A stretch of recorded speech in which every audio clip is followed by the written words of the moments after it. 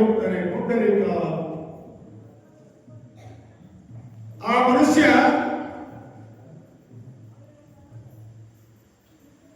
ಹಣ ದುರಾಚಾರಿ ಆಗ್ತಾನೆ. ತಾಯಿ ತಂದೆಯ ಆಶ್ರಯದಲ್ಲಿ ಬೆಳೀತಾನೆ. ಮಕ್ಕಳಿಗೆ ತಾಯಿ ತಂದೆ ಚಲೋ ಇದ್ದು ಸಂಸ್ಕಾರ ಕೊಟ್ಟರು ಮಕ್ಕಳು ಸುಮಾರಾದ ತಾಯಿ ತಂದೆಯ ಸಂಸ್ಕಾರದ ಪ್ರಭಾವ ಅಲ್ಲ, ಅವು ಪೂರ್ವ ಜನ್ಮದ ಪಾಪ ಮಾಡಿಬಿಟ್ಟಿರ್ತಾವ. ಏನ್ರಿ ರಗಡ ಹೊಡಿತೀನಿ ರಗಡ ಹೇಳ್ತೀನಿ, ಆದ್ರೂ ನಮ್ಮ ಮಗ ಹಿಂಗಾಗ್ಯದ, ಅದಕ್ಕೆ ನೀವು ಜವಾಬ್ದಾರರಲ್ಲ. ನೀವ ಹಿಂದೆ ಮಾಡಿದ ಕರ್ಮ ನಿಮ್ಮ ಮಗನ ಮುಖಾಂತರ ದುಃಖ ಕೊಡ್ಲಿಕ್ಕ ಉಣಿಸ್ಲಿಕ್ಕೆ ಬಂದಿರ್ತದೆ.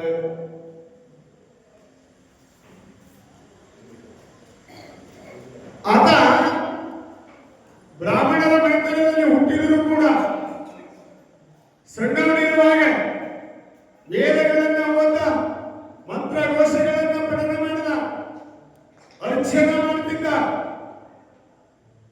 ಬೆಳೀತಾ ದೊಡ್ಡವನಾದಲ್ಲ, ಸಂಘ ಬ್ಯಾರೆದವರು ದುಡಿಯುತ್ತೆ. ಸಂಘ ಬಹಳ ಮುಖ್ಯ. ಪುರಾಣಕ್ಕೆ ಬಂದು ಮಾತಾಡೋದ್ರೊಳಗೆ ಬಂದ್ರೆ ಮಾತಾಡಂಗೆ ಅನಿಸ್ತದೆ.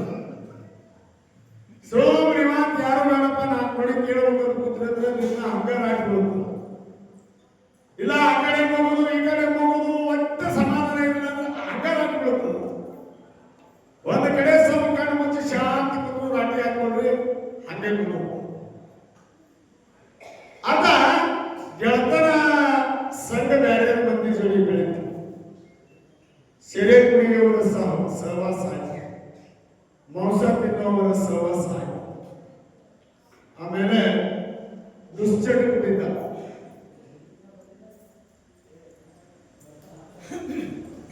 ಯಾವಾಗಲೂ ಭಗವಂತನ ನಾಮಸ್ಮರಣೆ ಮಾಡುವಂತಹ ಮನೆಯೊಳಗೆ ಇವೆಲ್ಲಾ ಕಾರ್ಯಕ್ರಮ ನಡೀಲಿಕ್ಕತ್ತು. ಮಗ ಕೆಟ್ಟ ಅಂದ್ರ, ದಾರಿ ಬಿಟ್ಟ ಅಂದ್ರ ತಾಯಿಗೆ ಸಿಟ್ಟು ಬರ್ತದ ಇಲ್ಲೋ? ನೀವು ಸಿಟ್ಟು ಮಾಡ್ಕೊತೀರಿಲ್ಲ, ಯಾಕೆ ಹುಟ್ಟಿದ್ಯೋ ನನ್ನ ಹೊಟ್ಟೆಗ ಅಂತೀರಿ.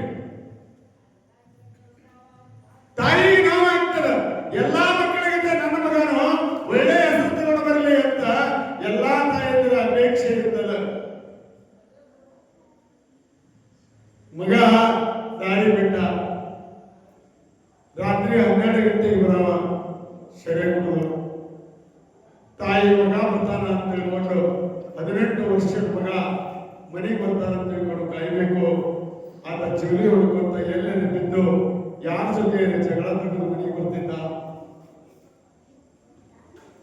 ತಾಯಿ ಕಣ್ಣಾಗ ನೀರು ಬರ್ತಾವ. ಏನೋ ನಿಮ್ಮಪ್ಪ ನಿಮ್ಮ ತಂದೆ ಬ್ರಾಹ್ಮಣ ಅಗ್ರಹಾರದೊಳಗೆ ಮಂತ್ರಘೋಷಗಳನ್ನು ಮಾಡ್ತಕ್ಕಂಥವನು, ಅವನ ಹೆಸರಿಗೆ ಕೆಟ್ಟ ಹೆಸರು ತರಬೇಡ ಅಂತ ತಾಯಿ ಬೈತಿದ್ಲು. ಕುಡಿದ ಅಮಲಿನೊಳಗೆ ತಾಯಿಯ ಮಾತು ಕಿವಿಯೊಳಗೆ ಬೀಳಿಲ್ಲ. ಕೊನೆಗೆ ಹಿರಿಯರು ಹೇಳಿದ್ರು, ಏನ್ ಒಂದು ಮದುವೆ ಮಾಡಿಬಿಡಿ, ತಾನ ಸುಮ್ಮ ಅಕ್ಕನ ಒಂದು ಮದುವೆ ಮಾಡಿ ಎಲ್ಲ ಬೇರೆ ಸಂಸಾರ ಜವಾಬ್ದಾರಿ ಬರ್ತದೆ. ಒಂದು ಸುಂದರವಾದ ಕನ್ಯೆಯನ್ನು ನೋಡಿ ಅವನಿಗೆ ಮದುವೆ ಮಾಡಿದರು. ಮದುವೆ ಮಾಡಿದ ಮ್ಯಾಲ ಹಂಗ ಇದು ಗಣಪತಿ ಮಾಡೋದ್ರಾಗೆ ಕೊನೆಗಳಿಗೆ ಒಳಗೆ ಏನಾಗ್ಬಿಡೋದು, ಜೋಗಪ್ಪ ಆಗ್ಲಿಕ್ಕೆ.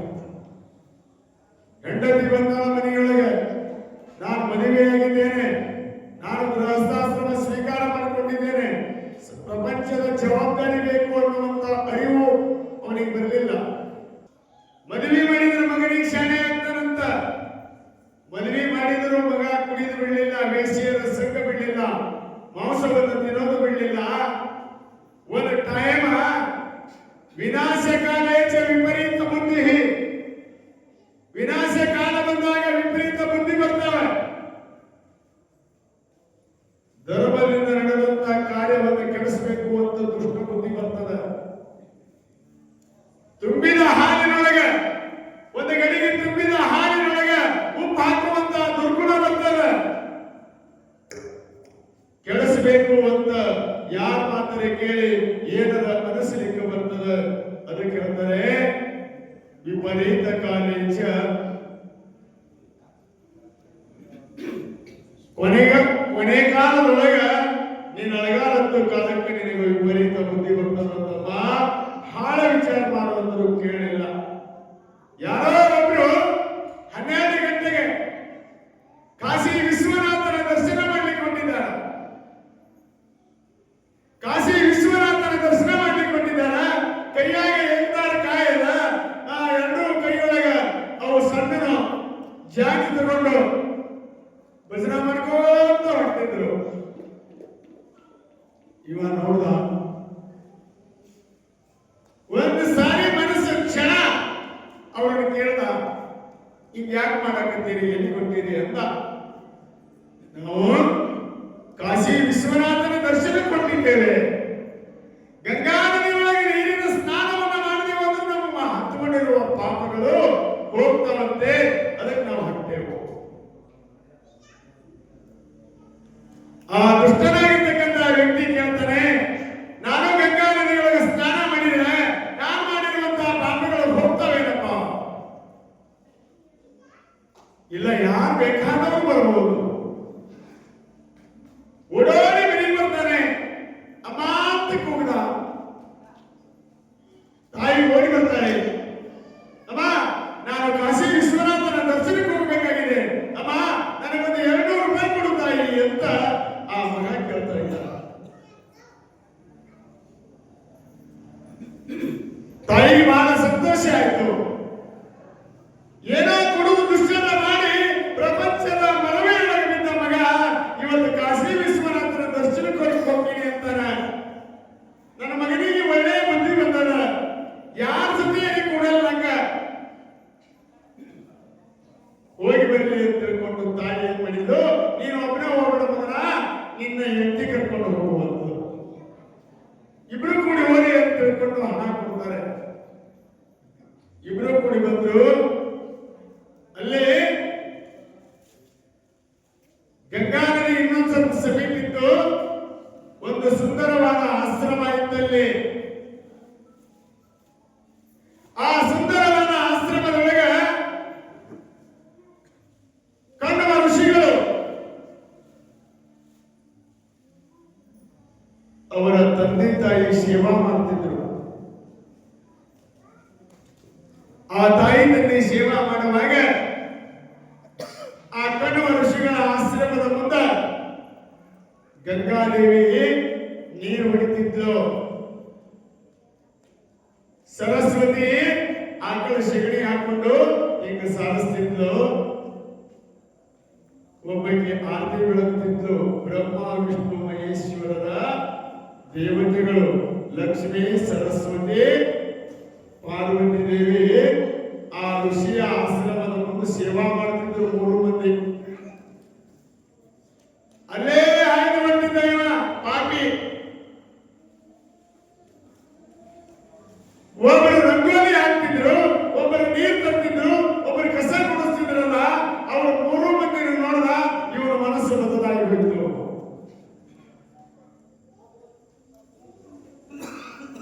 ಮನಸ್ಸಿನೊಳಗೆ ವಿಚಾರ ಮಾಡ್ತಾರೆ, ಏನಪ್ಪ ಎಂಥ ಸುಂದರವಾದ ಹೆಣ್ಮಕ್ಳು,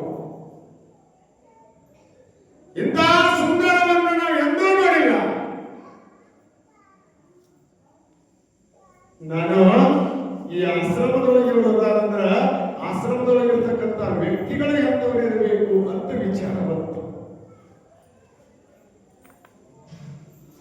ಒಳಗೆ ಹೋಗ್ಬೇಕು ಅಂತ ಈಗ ಪದ ಇಲ್ಲಕತ್ತಿದ್ದ ಗಂಗಾದೇವಿ ನಿಂತ ಹೇಳಿದ್ದು, ಪಾರ್ವತಿ ದೇವಿ ಹೇಳಿದ್ದು, ಹೇ 3 ಜನ್ಮದ ಪಾಪಿ, ನೀನು ಈ ಆಸ್ಪತ್ರೆಯೊಳಗೆ ಈ ಆಶ್ರಮದೊಳಗೆ ಕಾಲವನ್ನು ಬಿಟ್ಟು ಅಪವಿತ್ರ ಮಾಡಬೇಡ, 3 ಜನ್ಮದ ಪಾಪಿ ಅಂತ ಆ ಪಾರ್ವತಿ ದೇವಿ ಎದೆ ಹಿಡಿದು ಮುಗಿಸಿದ. ಇದ ವಿಚಾರ ಮಾಡಲಿಲ್ಲ, ಮಾಧವನ ಹೆಜ್ಜೆ ಇಟ್ಟ. ಸರಸ್ವತಿ ಬಂದು, ಹೇ 3 ಜನ್ಮದ ಪಾಪಿ, ಈ ಆಶ್ರಮದ ಕಾರ್ಯಕ್ಕೆ ಹಕ್ಕಿಲ್ಲ ನಿನಗ, ಇಡಬೇಡ, ನಡೆ ಅಂತ ಮುಗಿಸ್ಲಿಕ್ಕೆ ಬಂದ. ಲಕ್ಷ್ಮಿನೂ ಬಂದು, ಇವ ಭಂಡ ಯಾರು ಹೊಡೆದ್ರು ಚಲೋ ಆಗ್ತಾನೆ ಹೋಗ್ಬೇಕು ಬಂದಿರ್ತಾರ ಒಳಗೆ. ಅವ ಹಂಗ ಬಂದ ಬರೋದ್ರೊಳಗಾಗಿ ಒಳಗೊಬ್ಬ ಋಷಿಗಳು ಕಂಡ್ರು. ಅವರೇ ಕಣ್ಣುವ ಋಷಿಗಳು. ಅವರನ್ನ ನೋಡಿದ ಮನಸ್ಸು ಸ್ವಲ್ಪ ಪರಿವರ್ತನೆ ಆಗ್ತದೆ. ಯಾರಪ್ಪ ನೀನು ಅಂತ ಋಷಿಗಳು ಮಾತಾಡಿಸ್ತಾರೆ. ಯಾರು ನೀನು? ಅಪ್ಪ ನಾನು ಮಹಾರಾಷ್ಟ್ರದಿಂದ ಬಂದಿದ್ದೇನೆ. ನಾನು ಗಂಗಾ ನದಿಗೆ ಹೋಗಿ ಮಾಡಿರುವ ಪಾಪವನ್ನು ಕಳ್ಕೋಬೇಕು ಅಂತ ಬಂದಿದ್ದೇನೆ. ಕಾಶಿ ವಿಶ್ವನಾಥನ ದರ್ಶನ ಪಡ್ಕೋಬೇಕು.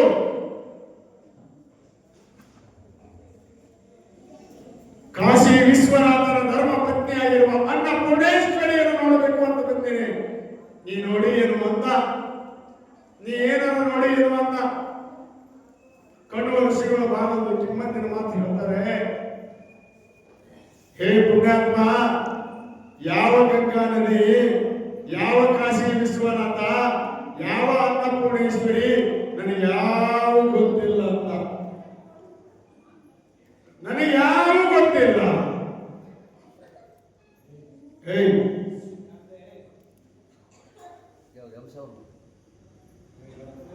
ಅವಾಗಂತಾನೆ ನೀ ಎಂತ ಹುಚ್ಚದಿಯೋ ಯಜ್ಜ, ಇಲ್ಲೇ ಗಂಗಾ ನದಿಯಿಂದ ಒಂದು 3-4 ಕಿಲೋಮೀಟರ್ ಹೋದ್ರ ಭವ್ಯವಾದ ಕಾಶಿ ವಿಶ್ವನಾಥನ ದೇವಸ್ಥಾನ ಕಾಶಿ ಒಳಗದ. ಕಾಶಿ ವಿಶ್ವನಾಥನ ಮಡದಿಯಾಗಿರ್ತಕ್ಕಂಥ ಅನ್ನಪೂರ್ಣೇಶ್ವರಿ ಅಂತಾರ. ಮತ್ತೆ ನೀ ನೋಡಿದಂತೀಯಲ್ಲ, ಮತ್ತೆ ಏನಾರ ಮಾಡಕತ್ತೀರಿ ಅಂದಾಗ ಕಣ್ಣುವ ಋಷಿಗಳು ಆ ಪಾಪಿ ಕೈ ಹಿಡಿತಾರೆ. ಆ ಪಾಪಿ ಕೈ ಹಿಡಿದು ಬಾಯಲ್ಲಿ ಅಂತ ಒಳಗೆ ಕರ್ಕೊಂಡು ಹೋಗ್ತಾರೆ.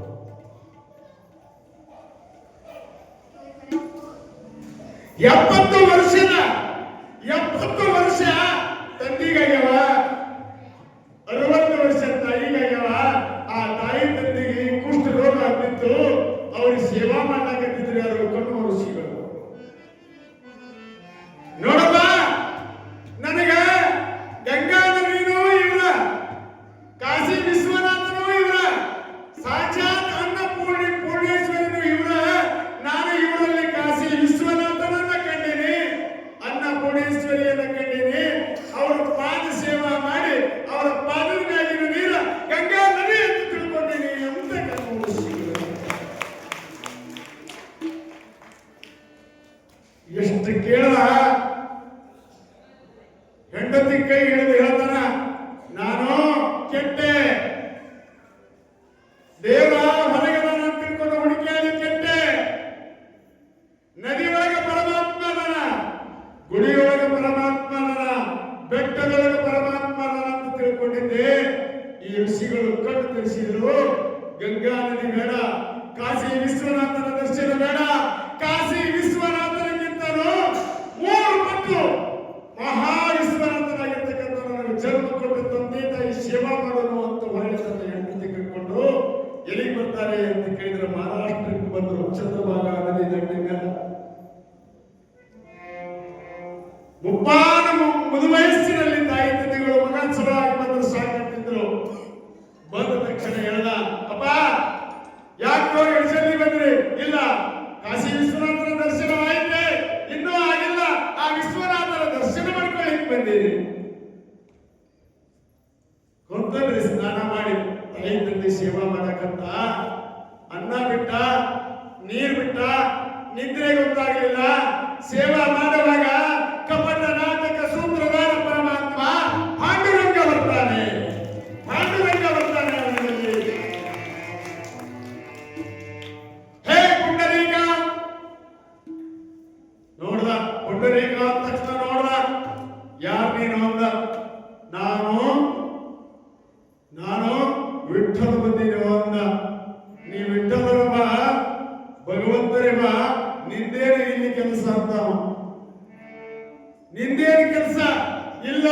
ನೀ ತಂದೆ ತಾಯಿಗೆ ದೇವರು ಅಂತ ತಿಳ್ಕೊಂಡು ಸೇವಾ ಮಾಡಕತ್ತೀವಿ. ನಿನಗೆ ಏನಾರ ಕೊಡಬೇಕಂತ ಬಂದೀನಿ.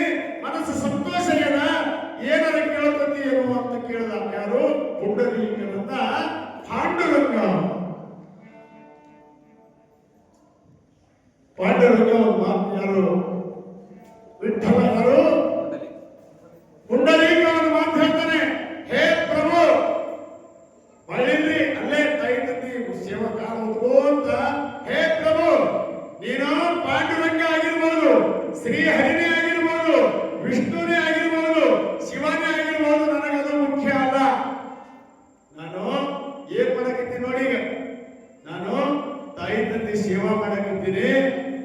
ಸೊರವಿದ್ದದ್ದು ನನ್ನೇನು ಟೈಮ್ ಇಲ್ಲ, ಇಲ್ಲೇ ನಿಂದ್ರು ಅಂದ. ಇಲ್ಲೇ ನಿಂದ್ರು ಅಂದ. ಎಲ್ಲಿ ನಿಂದ್ರು ಜಾಗ ಇಲ್ಲ ಅಂದ. ಅಲ್ಲೇ ಒಂದು ತಾಯಿ ತಂದಿ ಬಲ್ಲಿ ಆ ಕಾಟ ಇರ್ತಾವಲ್ರಿ, ಕಾಟಕ ಇಟ್ಟಂಗಿ ಕೊಡ್ಬೇಕಂತ ಇಟ್ಟಿದ್ದ.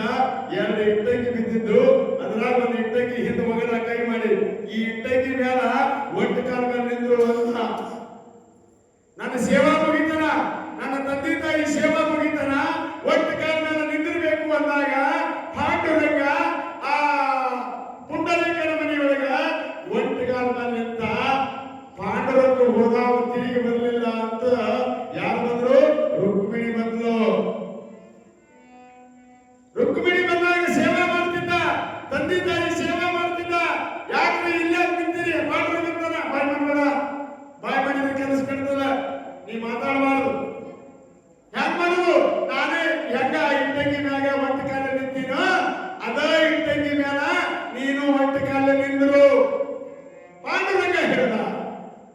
ಇಬ್ರು ನಿಂತರು, ಸೇವಾ ಮುಗಿತು. ಹೊಳೆ ನೋಡ್ತಾನೆ ಪಾಂಡುರಂಗ ವಿಠಲ ಅವ್ರ ಮನೆಗೆ ಬಂದಿದ್ದಾರೆ. ಒಂದೇ ಸಮಯ ಕಣ್ಣಾಗ ನೀರು ಹೋಗ್ಲಿಕ್ಕೆ ಪಾಂಡುರಂಗ.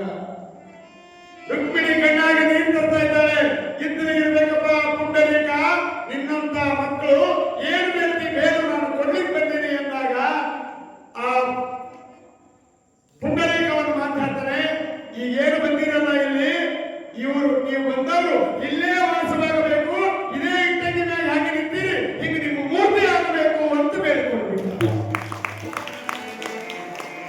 ನೀವೇನ್ ನಿಂತೀರಿ ಹೊಳೆ ಹೋಗಂಗಿಲ್ಲ, ಇಲ್ಲೇ ನಿಂತಿರ್ಬೇಕು ಅಂತ ಕೇಳಿಕೊಂಡಾಗ ಆಗ್ಲಪ್ಪ ನಿನ್ನ ಹೆಸರು ಮೇಲೆ ಪುಂಡರೀಕ ಹರಿವಿಠಲ ಅಂತ ಹೇಳಿ ಇದು ಪಂಡರಾಪುರ ಅಂತ ಹೆಸರಾಗಲಿ ಅಂತ ಆಶೀರ್ವಾದವನ್ನು ಮಾಡ್ತಾರೆ. ಅದಕ್ಕೆ ಇವತ್ತು ಪುಂಡರೀಕ ಹರಿವಿಠಲ ನೋಡಪ್ಪ, ನನ್ನ ಭಕ್ತರು ನನ್ನ ನಾಮಸ್ಮರಣೆ ಮಾಡೋದಕ್ಕಿಂತ ಮೊದಲ ನಿನ್ನ ನಾಮಸ್ಮರಣೆ ಮಾಡಲಿ ಅಂತ ಹೇಳಿ ಪುಂಡರೀಕ ಹರಿವಿಠಲ ಅಂತ ತಿಳ್ಕೊಂಡು ನಿನ್ನ ನಾಮಸ್ಮರಣೆ ಮಾಡಿದ ಮೇಲೆ ನನ್ನ ನಾಮಸ್ಮರಣೆ ಮಾಡಲಿ ಅಂತ ತಿಳ್ಕೊಂಡು ಪಾಂಡುರಂಗ ಇವತ್ತ ಪಂಡರಾಪುರದಲ್ಲಿ ವಾಸವಾಗಿದ್ದು ಪುಂಡರೀಕನ ಒಂದು ಭಕ್ತಿ. ಯಾರ ಭಕ್ತಿಯಿಂದ? ತಂದೆ ತಾಯಿ ಸೇವಾ ಮಾಡೋದ್ರಿಂದ ಭಗವಂತನೊಡನೆ ಪುರಾಣಗಳನ್ನ, ಪುಸ್ತಕಗಳನ್ನ, ಶಾಸ್ತ್ರಗಳನ್ನ, ವೇದಗಳನ್ನ ಓದೋದರಿಂದ ಭಗವಂತ ಸಿಗೋದಿಲ್ಲ. ತಂದೆ ತಾಯಿಯ ಒಂದು ಸೇವೆಯೊಳಗೆ, ಈ ಸಮಾಜದ ಒಂದು ಸೇವೆಯೊಳಗೆ ನಾವು ಮನಸ್ಸನ್ನ ಸ್ವಾಮಿ ನಿಷ್ಠೆಯಿಂದ ನಾವು ಸೇವಾ ಮಾಡಿದರೆ ಆ ಸೇವೆ